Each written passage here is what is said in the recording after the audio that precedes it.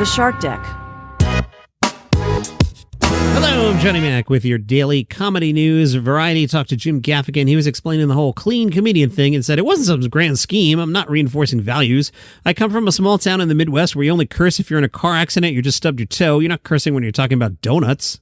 He reflected on working in advertising and watching people with better vocabularies than him cursing nonstop and said, I wasn't offended, but I didn't understand why. It wasn't organic to me. And when he started doing late night shows, he had to remove cursing anyway. So as I wrote, it became easier to think up an option rather than worry about changing it later. The LA Times talked to Neal Brennan, who says, I love doing podcasts, but booking them is such utter humiliation. The plan was to release the block special and then people would be banging down the door to get on my podcast, but no one's ever going to bang down the door for a podcast ever.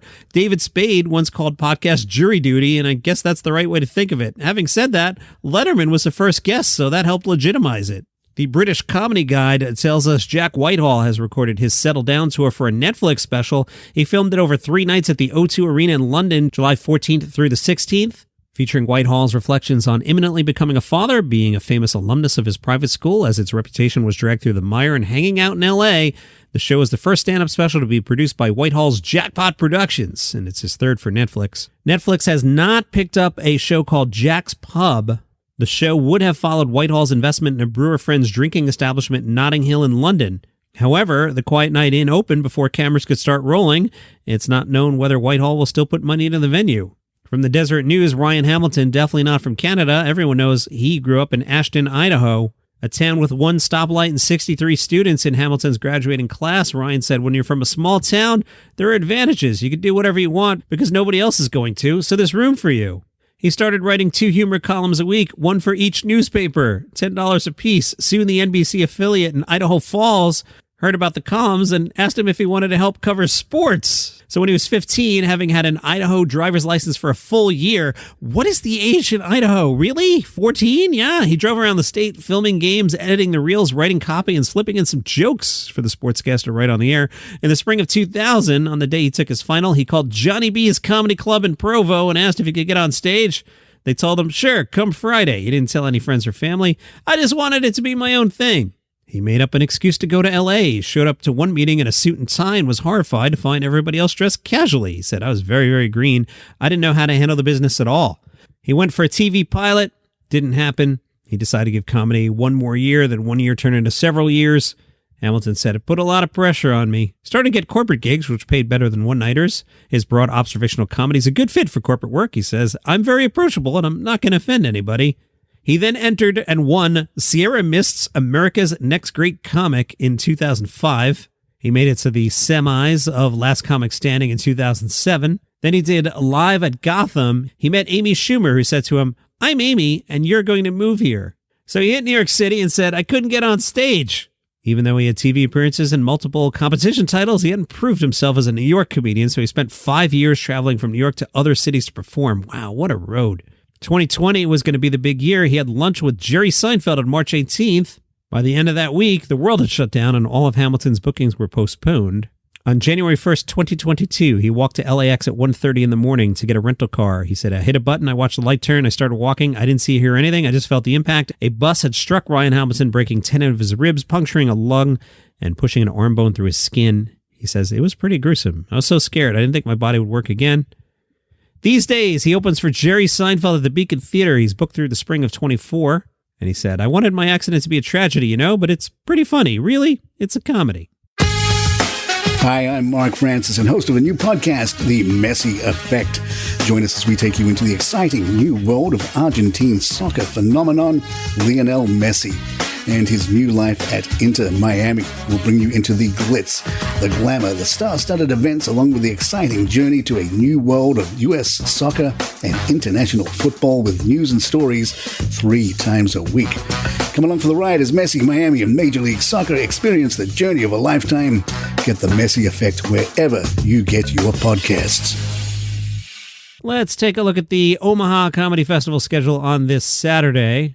Some fun classes. I won't read them all, but at 12:30, improvising in character with Carl Tzart. 1:30, sketch writing with Kevin McDonald. 2 o'clock, the fundamentals of joke writing with Zach Peterson. Also at 2 o'clock, heighten and justify how emotional truth and specificity help you play any long-form improv scene. The Comedy Show shows 7 o'clock, Saturday Improv at the Backline. Cards of Destiny and I Am the Show, your performer, is also at 7, Saturday stand-up at Site 1 Brewing. Jay Jordan has a show, and a fourth show at 7 o'clock, Saturday Mission Improvable at Benson Theater. Mission Improvable, your performers, 8:30, Saturday stand-up at the Backline. 9 o'clock, Saturday Improv at Site 1 Brewing. 9:30, Holy Stuff Improv. Naughty name there, guys. The Glow Show at the Benson Theater and Improv at the Backline at 10 o'clock. Let's see, what should we do tonight? Let's see, Jay Jordan at 7 o'clock. And then for our 9 o'clock, let's see what the Glow Show is. Joey Z, Ethan Abramson, Candace August, Rohini, David Roth, Mike Atchison, Emil Kettle, and Sophia Javed. You know what? I'm going to take that back because in my hypothetical fantasy, we saw a lot of those performers yesterday. So let's go see Saturday Improv at Site 1 Brewing, because I guess I have decided I like their beer. Last Action Movie, Slumberjacks, Jeff and Brenda are your performers. Also rolling along today, the Elo Loveland Comedy Festival. 5 o'clock, the stand-up comedy showcase featuring Janae Burris, comedian, actor, and event host in Denver. Also on that lineup, Mitch Jones, Bree Calhorn, Quinn Thierfelder, David Lewis, Andrew Scalia, and Deborah Lastowka. 7 o'clock, Mead Krieger Old Norse Ale presents stand-up comedy showcase featuring Jocelyn Sharp. I have never had a Mead Krieger Old Norse Ale, but that'll get me to that show.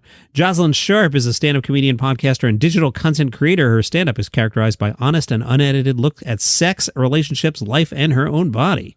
Also on that show, Lee Robinson, Denver-based stand-up comedian, writer, and former middle school chess champion, brag.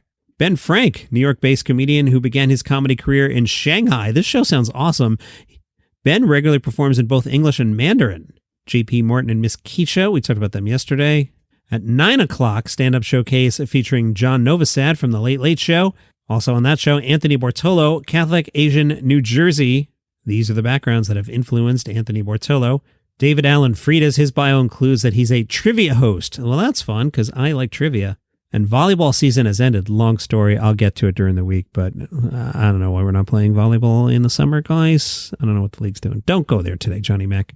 Martin Phillips won the funniest college student in D.C. and hasn't stopped yet. He's on the show. Jeremy Plum, talked about him yesterday. He's done Snow Jam and the World Series of Comedy. Mandy Kay is an absolute delight. Just ask her. Deborah Lastowka has awkwardly emerged into Denver's comedy scene, performing for Resident Cats, other comics waiting to go up, and people who didn't even know a comedy show was happening. Quick look at Fringe. Tadiwa Malunge's show is called Inhibition Exhibition. What is it? Yahoo says Malunge has such a likable demeanor that it sometimes disguises the fierceness of his material. He plays with themes as heavy as identity, classism, and racism with a lightness of touch so deft you don't realize you're being skewered by your own unconscious biases. You will find that show at the Pleasance Courtyard, Bunker 2. That's your comedy news for today. Follow the show for free on Apple Podcasts, Spotify, YouTube, wherever you get your shows. See you tomorrow. Hi, I'm Mark Francis and host of a new podcast, The Messi Effect. Join us as we take you into the exciting new world of Argentine soccer phenomenon, Lionel Messi. And his new life at Inter Miami will bring you into the glitz, the glamour, the star-studded events, along with the exciting journey to a new world of U.S. soccer and international football with news and stories 3 times a week. Come along for the ride as Messi, Miami, and Major League Soccer experience the journey of a lifetime. Get the Messi Effect wherever you get your podcasts.